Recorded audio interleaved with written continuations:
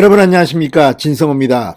새해 들어 윤석열 후보의 지지율이 지난 11월 5일날 국민의힘 공식 대통령 후보가 될 때에 비해서 약 10%포인트 혹은 15%포인트나 하락했다는 조사들이 잇따라 발표되고 있습니다. 자, 이렇게 된 이유가 뭘까요? 이준석 대표는 지금 무슨 생각을 하고 있을까요? 김종인 총괄선대위원장은 그동안 뭘 했을까요?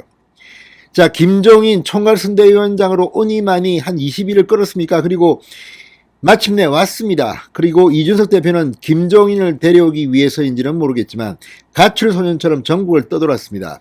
윤석열에 대해서 갖은 악담을 하면서 제주도로, 부산으로, 울산으로, 순천으로 전국을 헤매고 다녔습니다.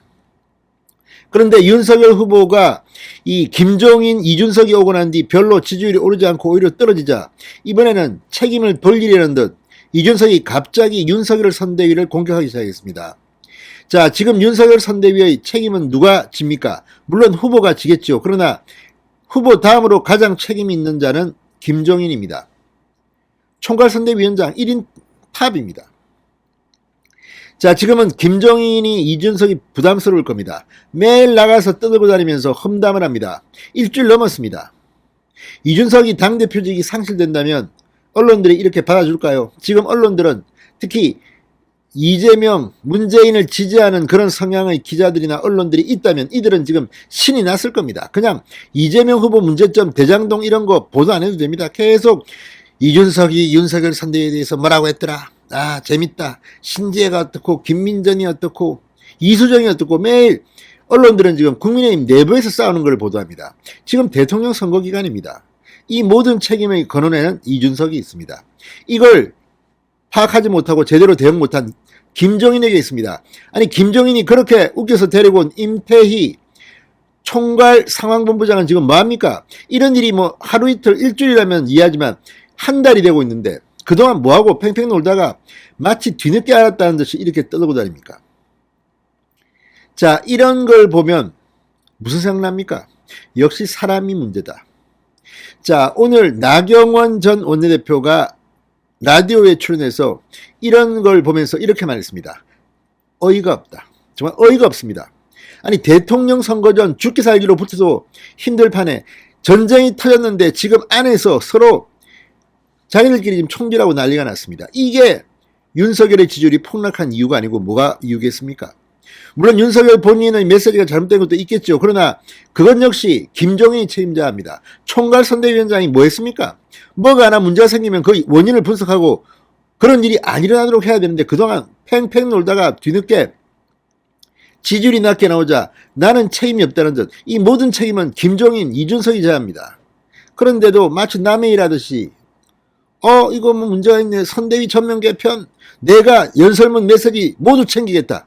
그동안 안 챙기고 다 놀았다는 겁니까? 선대위에 없었습니까? 마치 자기는 미국이나 일본에 연수 갔다 온 사람처럼 이야기하는 김종인.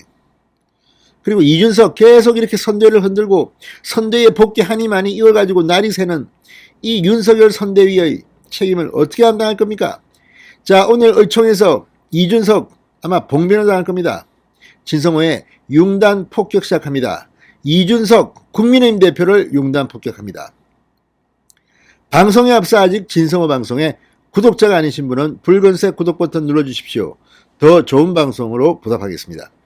요즘은 이준석이 국민의힘 대표인지 민주당 대표인지 헷갈린다는 사람들이 참 많습니다. 그만큼 송영길은 지금 버벅대고 있는데 이준석은 민주당 선대위원장처럼 지금 윤석열 선대위를 흔들고 있습니다. 이러니 이준석 때문에 정권교체가 힘들어졌다는 이야기가 나오는 겁니다. 빨리 정리해야 합니다. 나경원 전 의원 윤석열 지지율 하락에 대해서 이렇게 말했습니다. 전쟁을 앞두고 분열한다면 그 누구도 책임에서 자유로울 수 없다. 선대위에서 가출한 소년 이준석을 비판했습니다. 나경원 전 의원은 오늘 YTN 라디오 황보선의 출발새 아침에 출연해 많은 분들이 걱정하고 계시다. 사실 지금 저희가 국민 여러분께 굉장히 송구한 것은 정권교체 열망은 굉장히 높은데 저희가 당의 모습이나 여러 가지가 잘 담아내지 못하고 있는 것 같아서 매우 안타깝게 생각한다. 당의 모습의 책임은 이준석이 있습니다. 자, 윤석열 후보의 책임도 큽니다. 그러나 윤석열 후보를 지금 바꿀 수 있습니까? 못 바꿉니다. 그러면 윤석열 후보를 돕겠다고 하겠다던 그 김종인인지 뭐 하고 있습니까? 팽팽 놀고 있습니까? 진행자가 이준석 대표가 김종인 선대위원장과 오찬회동까지 했지만 복귀하지 않겠다고 했다 이렇게 말하자 나경원 전 의원은 이러한 논의를 해야 된다는 것이 참 어이없는 노릇이라고 생각한다. 사실 대선이란 건 큰 전쟁인데 전쟁 앞에서 우리가 분열하는 모습이 보이는 것 자체가 누구도 책임에서 자유롭지 못하다는 말씀을 드리고 싶다.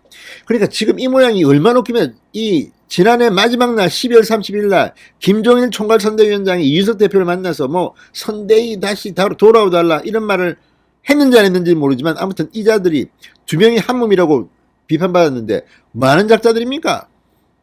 왜 두 사람이 뭐 점심 먹고 이걸 이재명 문재인을 비판해도 모자랄 판에 둘이서 점심 먹으면서 갈등을 봉합한다? 봉합되지도 않았습니다. 이렇게 분탕질을 치고 있는 이준석을 김종인 왜 방관하고 있습니까? 이게 지금 하루 이틀 됐습니까? 바보입니까? 뭡니까? 또 김종인 위원장이 윤석열 후보가 실언으로 지지율을 까먹고 있다고 보고 후보의 모든 메시지 연설문을 직접 관리하겠다고 했다. 이 질문에는 이게 어떻게 보면 우리 스스로 후보를 작게 하는 부분도 있는 것 같아서 안타깝다는 생각을 한다. 이렇게 말했습니다. 아니 총괄선대위원장은 일찌감치 윤석열 후보의 모든 메시지와 연설문을 점검해야 됩니다. 그리고 이런 거는 밖으로 공개할 필요도 없습니다. 당연히 하는 걸 갖다가 아니 난 매일 밥 먹겠습니다 이렇게 말하는 거와 뭐가 다릅니까? 김종인은 제정신입니까? 총기가 흐려져도 정말 이제는 쓰임새가 없어진 것 같습니다. 저런 사람을 굳이 총괄선대위원장 자리에 앉힐 필요가 있습니까? 용병으로 들어갔는데 기술자인데 정치 기술자가 이것도 못하면 뭐자 써먹습니까? 자 참으로 참담합니다. 자 그리고 뭐 실언으로 지지율을 까먹고 있다? 실언이 아니라 김종인 그 자체가 이준석 그 자체가 지금 지지율을 까먹고 있는 거 아닌가 싶습니다. 그러면서 어떤 부분은 실언이고 어떤 부분은 소통에 있어서 문제가 있기도 했던 것이다. 사실 지금 우리가 해야 될 일은 어떻게 하면 후보의 장점을 잘 보여드릴 것인가 이걸 생각한다.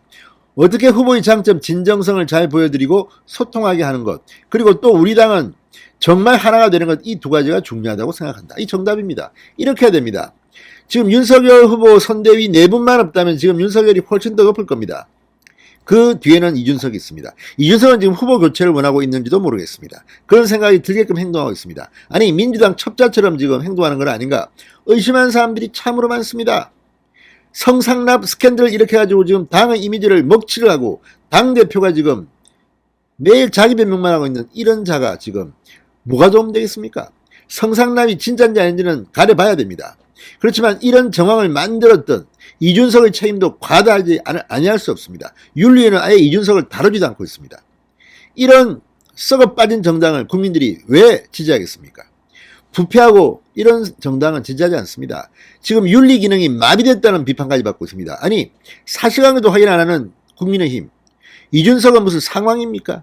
매일 윤석열을 흔들고 공격하는데도 이걸 가만 놔둡니까? 아무튼 나경원 전 의원이 구원투수로 나서던지 이준석 큰일 났습니다. 진성호의 융단 폭격이었습니다. 여러분 감사합니다.